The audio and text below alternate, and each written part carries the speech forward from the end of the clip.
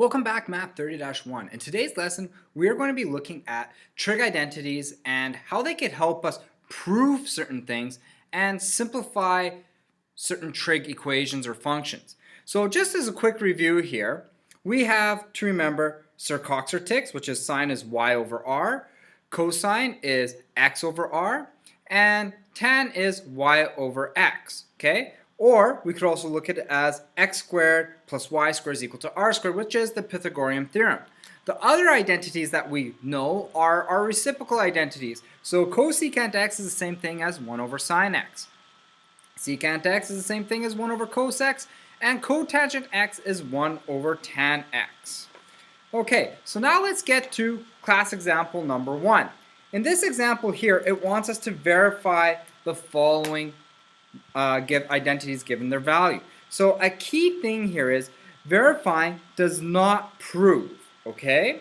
It just shows for one instance. In order to prove, you have to show it's true for all values. So let's take a look at the first one here. I have tan x is equal to sine x over cosine x. So it wants us to separate into left-hand side and right-hand side. So we have tan of 60 is equal to sine 60 all over cos 60. Okay? Now, I look at this here. We know tan of 60 is, well, we said y over x. So 60 degrees in my trig is going to be big Y, small x. So that's going to be the same as root 3 over, just root 3. Okay? Now, I look at sine 60 and cosine 60. Well, that's my big Y, so that's root 3 over 2. And cos 60 is small, x is small there, so that's going to be 1 over 2, which is the same thing as root 3. So this verifies that these two solutions are equal. But it doesn't really prove it, because it doesn't tell me, hey, is that true for 20 degrees? What about 150 degrees? And so on and so forth. Okay? Now we want to verify this next part here. So all we're going to do is put in pi over 6 for when x is equal to pi over 6 for each of these values. And look at the left-hand side and the right-hand side and make sure they equal. So I'm going to have tan squared pi over 6 plus 1. And on this other side, we're going to have secant squared pi over 6. Okay? So first we look at tan pi over 6. So that's the same thing as pi over 6, and we're looking at tan.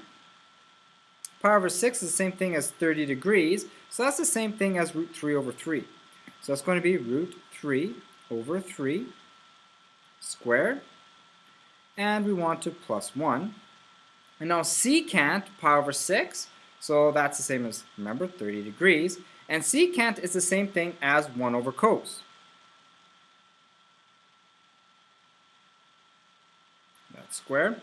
So cos is my long one at pi over, because x is long, because Sir-Coxer-Tix at pi over 6. So this is going to be the same thing as 1 over root 3 over 2 squared. Okay?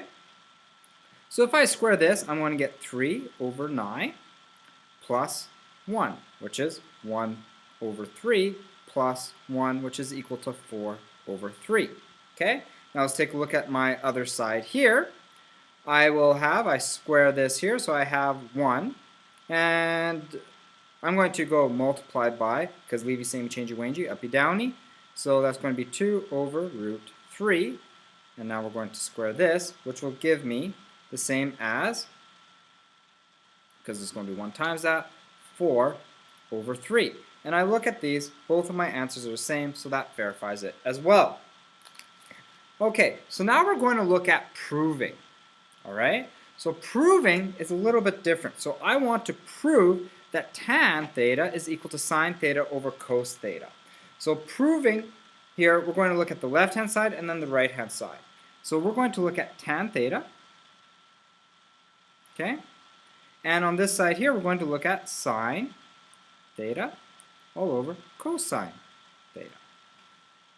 Okay.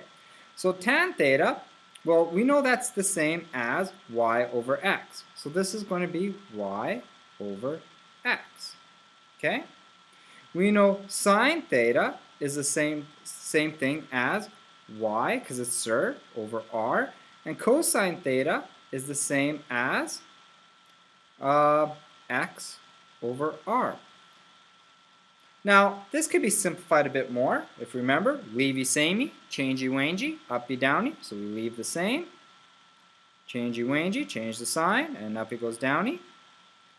Now I look at this here, that's an r. My r's cancel off, and I'm left with y over x. So then these here are actually equivalent. Okay? Now it says, where cos theta can equal 0, explain why there is the restriction of cos theta can't equal 0. Well, this is because we cannot divide by 0.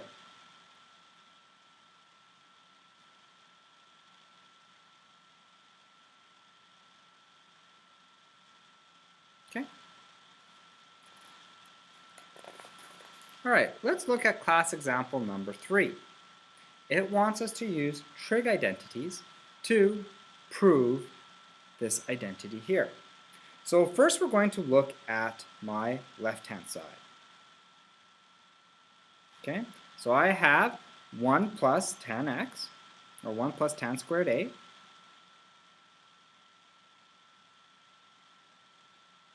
Okay, and I want to simplify that. So that's going to be the same thing as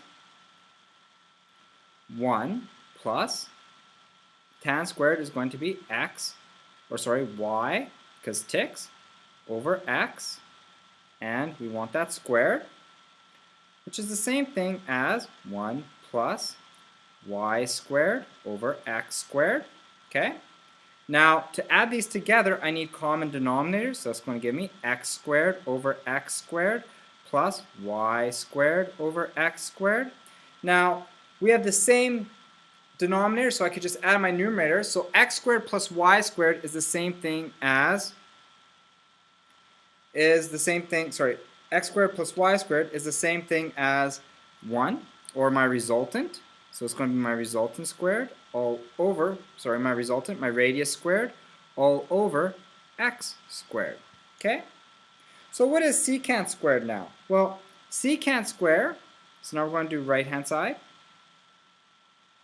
So my secant squared is the same thing as 1 over cosine, because it's the reciprocal.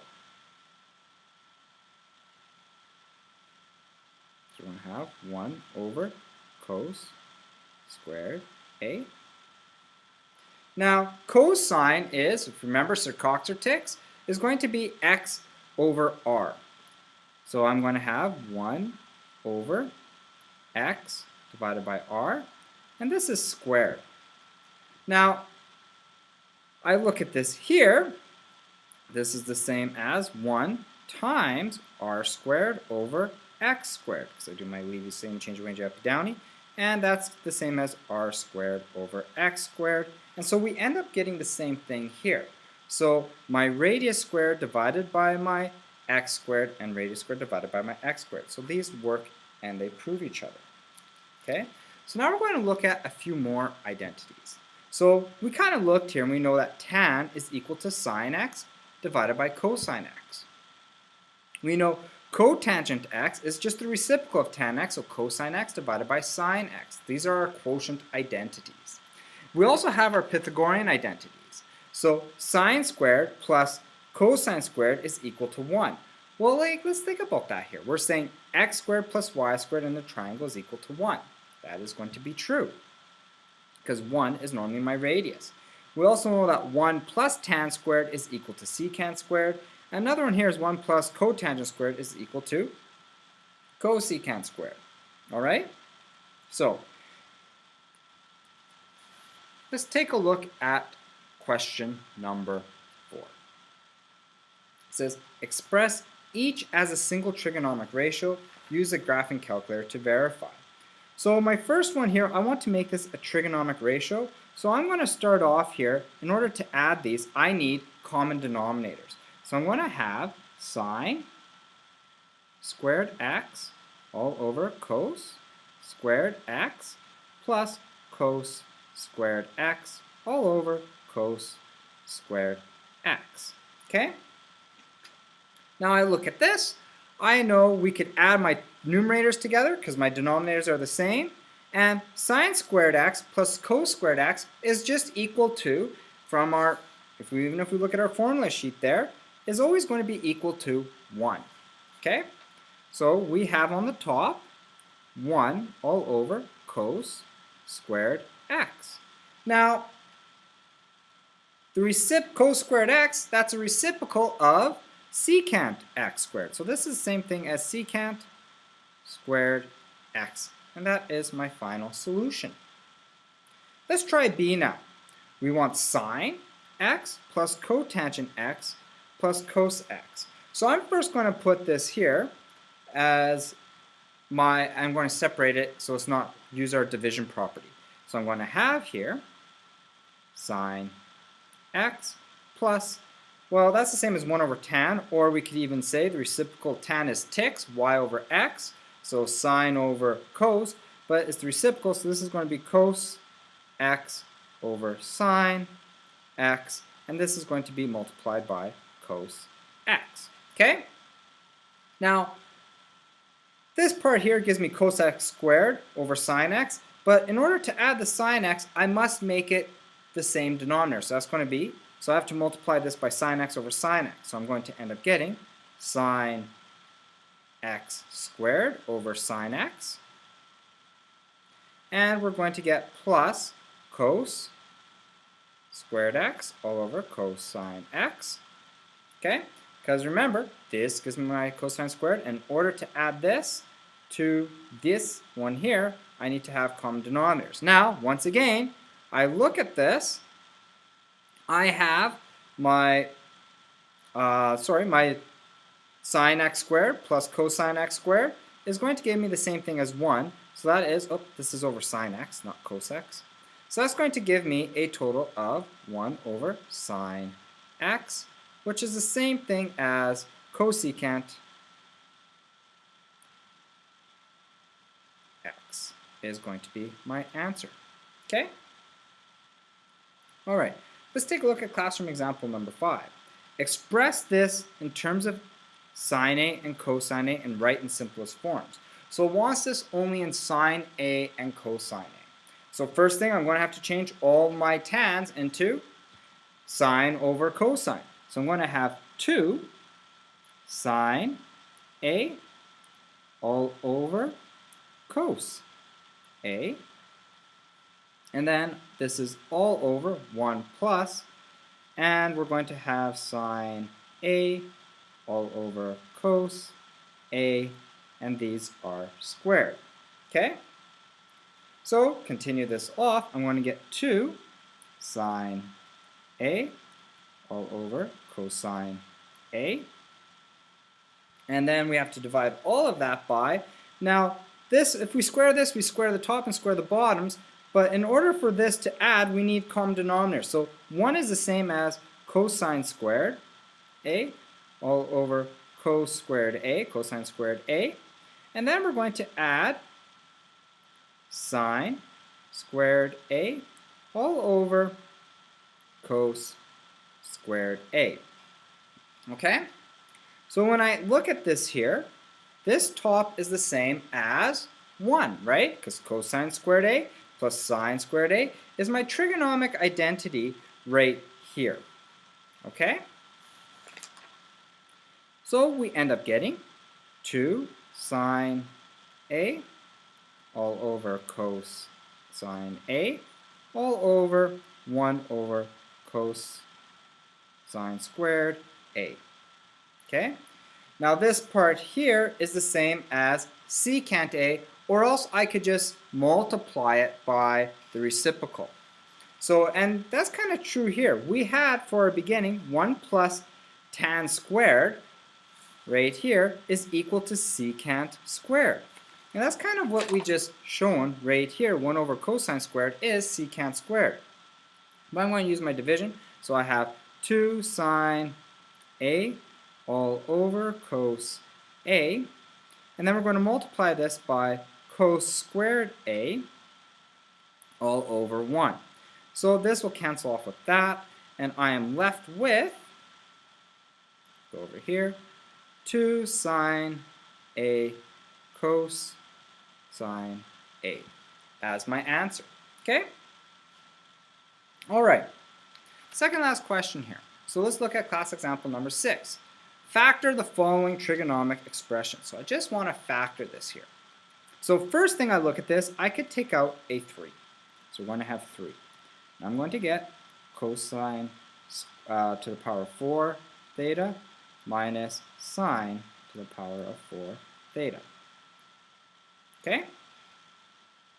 Now, I look at this. This here is a difference of squares. So I have 3. This is going to be cosine squared theta minus, because the square root of cosine squared, or cosine to the power of 4 is cosine squared, minus sine squared theta. And then I'm going to have cosine squared theta plus sine squared theta. Okay? Now, I look at this here. What is cosine squared theta plus sine squared theta using the Pythagorean identity? This part here is just going to be equal to 1. But this part here is going to be is another difference of squares. So we could factor that one more time. So I'm going to have cos theta minus sine theta. And then we're going to multiply it by cos theta plus sine theta. Okay? And we can't really factor this anymore, and we could ignore this here because we know this part here is equal to 1, so we could just ignore that. Okay, so it's going to be 1 multiplied by that. And that's as far as we could go. So now let's take a look at B. Okay, so here we have sine squared theta plus sine squared theta cotangent squared theta. So what I'm going to start off here is look at what I could factor out of each of these. So out of both of these, I could factor out a sine squared theta. So I'm going to go is equal to 1 plus cotangent squared theta. Now, I could use one of my Pythagorean identities here. We know 1 plus cotangent squared theta is equal to cosecant squared theta. So I'm going to put in sine, this is multiplied, okay?